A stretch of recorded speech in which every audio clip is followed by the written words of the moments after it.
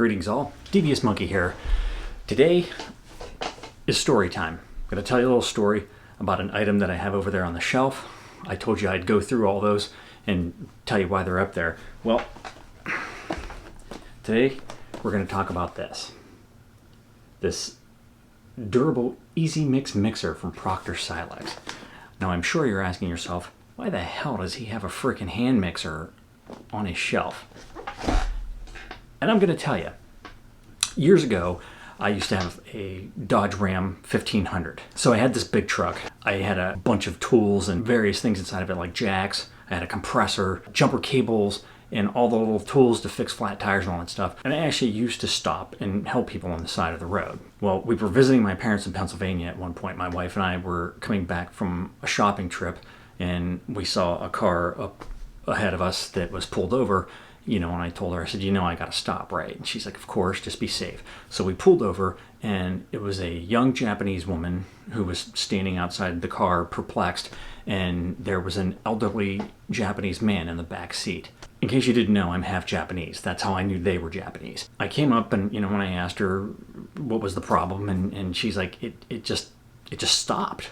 It just stopped. I had to pull over. I determined that she had a problem with her alternator. So she could go as far as there was juice in the battery, and then it would immediately go out because it wasn't recharging. So I jumped it, and I said, okay, I'm gonna follow you so that we can get down to the next exit, because I don't think it's gonna work. It's not gonna keep running. And that's exactly what happened. Is she got a little ways, and it died, and she pulled over to the side of the road.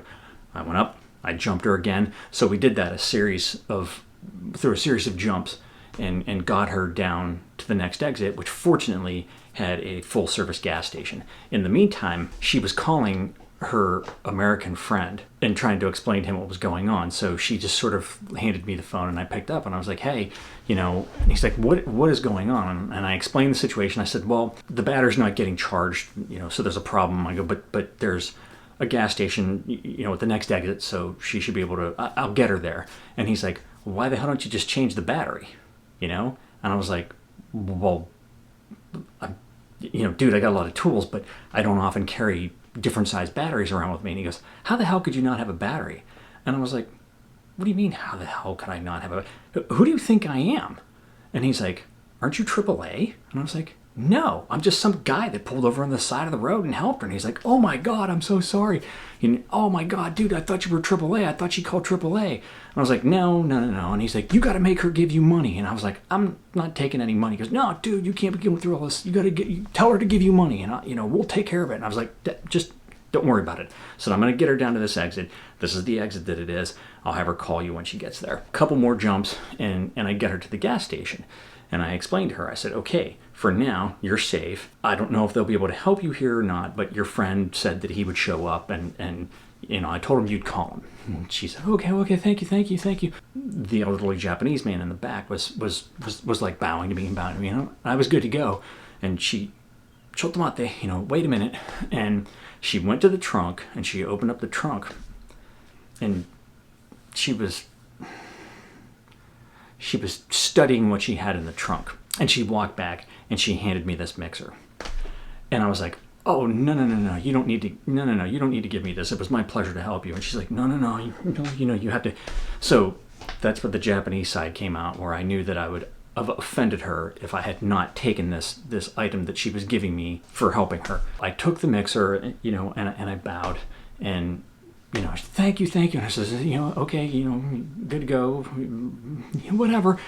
And as I walked away, the little Japanese man in the back, he was bowing to me and thanking me and everything.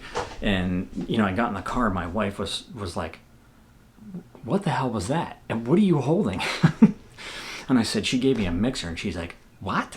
And I said, it's a Japanese thing. I mean, she had to give me something to thank me for what I did. So that's why I ended up getting this mixer. I've taken it with me everywhere that I've lived now since I got that, and it's been several years. When I put this shelf system together, I knew I wanted to display things that had meaning to me. That's one of the bigger things. Most people come in here, they don't, they kind of glance and it's sort of in the back and they don't really pay attention to it, and they see all the diving stuff and everything and they don't really think about it. A couple people have seen that and they're like, dude, why do you have a mixer on your shelf? And then I tell them the story. It was just an interesting thing to have. I have my mixer. I'm thankful for the experience and the story behind it. So that's all I wanted to do today, was just relay a story to you about something that has meaning to me. I'm curious, as I always am in my videos. I want to know, do you have something like that? Have you had an experience, or you had something happen where you received something random that most people wouldn't think is a keepsake item? I mean, I got a ton of stuff, but I'd like to hear from you. Do you have anything? Do you have something that has a story with it?